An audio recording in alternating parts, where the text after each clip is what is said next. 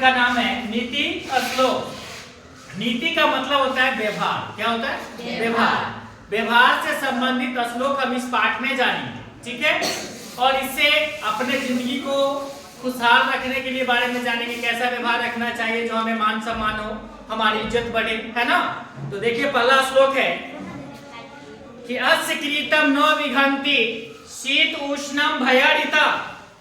अस्य कृतम न विघंति शीत उष्णम भयारिता समृद्धव स व पंडिता उच्यते। है ना। कहा गया है कि जिसके कर्म को, धर्म को जाड़ा गर्मी भावुकता, है ना, ध्यान से सुनो, श्लोक का अर्थ समझो।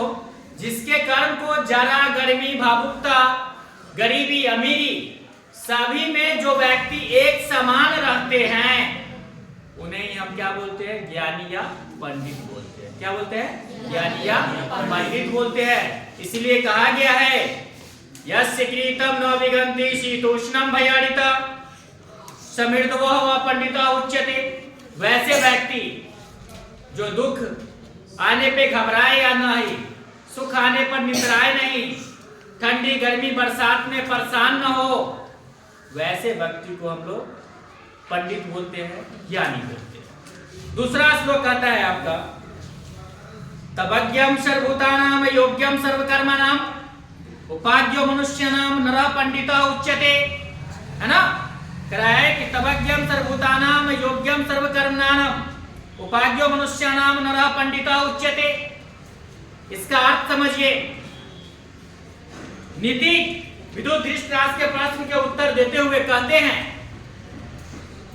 कि उसी मनुष्य को ज्ञानी या पंडित कहा जाता है जो जीवन सत्य अर्थात जीवन रहस्य को जानने के लिए अनुकूल आचरण करने वाले होते हैं, सत्य की राह पर चलने वाले होते हैं। उन्हें हम क्या बोलते हैं?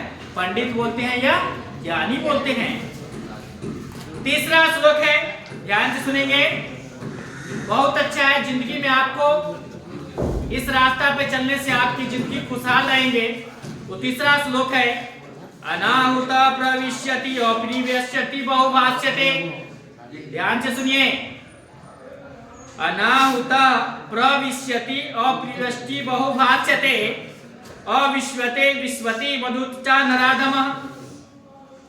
जो व्यक्ति बिना बुलाए किसी के यहाँ जाता है, बिना कुछ बोले बकर बकर करता है, जो अविश्वसनीय पर विश्वास करता है, वो मनुष्य में नीच के समान होते हैं। उसे लोग नीच समझते हैं, उसे लोग गिरा हुआ समझता है, उसका इज्जत संस्कार नहीं होता है ना।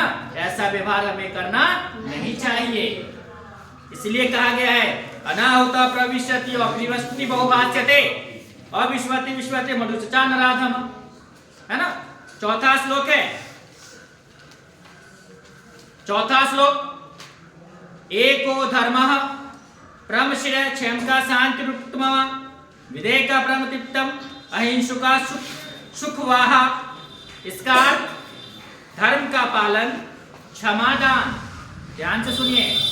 धर्म का पालन, आप जिस धर्म में पैदा लिए हैं उस धर्म का पालन कीजिए। अभी आप विद्यार्थी जीवन में हैं, आपका कर्तव्य है विद्या का अर्जन करना, उस धर्म को पालन कीजिए, है ना।